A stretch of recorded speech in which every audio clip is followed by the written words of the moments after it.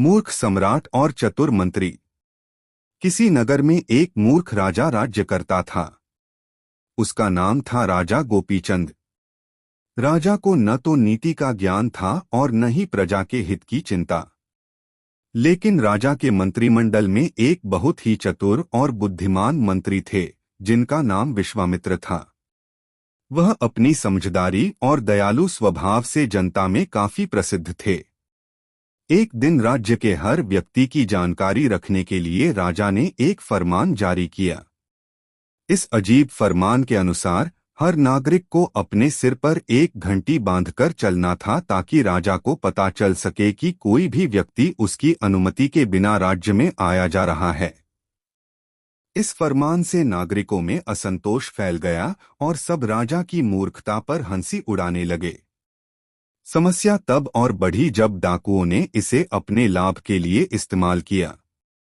वे घंटी की आवाज का पीछा करते और अकेले व्यक्तियों को लूट लेते। जल्द ही राज्य में आतंक और भय का वातावरण बन गया। मंत्री विश्वामित्र ने जब यह देखा तो वह बहुत चिंतित हुए। उन्होंने राजा के पास जाकर उन्हें इस फरमान के नकारात्मक पहलुओं के बारे में समझाने का निश्चय किया।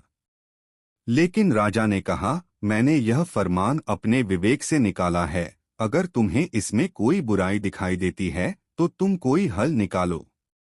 मंत्री विश्वामित्र ने सोचा और एक योजना बनाई। उन्होंने एक नगरवासी को बुलाया और उसे एक बड़ी झील के पास एक विशाल पेड़ पर घंटी बांधने का आदेश दिया। वह नगरवासी जैसा उसने कहा वैसा किया। अगले दिन जब हवा ने उस घंटी को बजाया तो उसकी आवाज पूरे नगर में गूंज उठी। नागरिकों ने यह सोचकर चैन की सांस ली कि उन्हें अब घंटी बांधकर नहीं चलना पड़ेगा।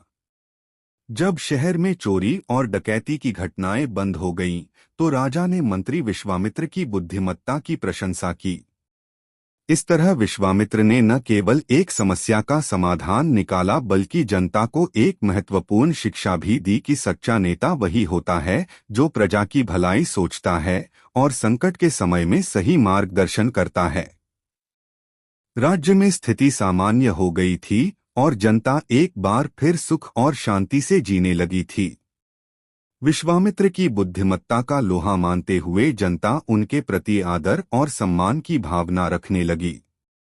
राजा गोपीचंद ने भी यह समझ लिया कि अकेले शक्ति होना ही पर्याप्त नहीं है। सफल और लोकप्रिय राजा वही होता है जो अपनी प्रजा के दुख दर्द समझ सके और उनके समाधान के लिए कारगर कदम उठा सके। समय बीतता गया और राज्य फलता फूलता रहा। एक दिन राजा गोपीचंद ने विश्वामित्र से कहा, हे मंत्री, मैंने सीखा है कि सत्ता का मूल्य उसके प्रयोग में निहित होता है, न कि उसके दमन में। अब मैं चाहता हूं कि तुम मेरे राज्य को एक समृद्ध और जीवंत स्थान बनाने में मेरी सहायता करो। विश्वामित्र ने राजा के इस परिवर्तन को सराहते हुए कुछ अच्छी नीतियों का सुझाव दिया। उन्होंने प्रस्ताव रखा कि राज्य में शिक्षा, स्वास्थ्य और कृषि को प्रोत्साहित किया जाए।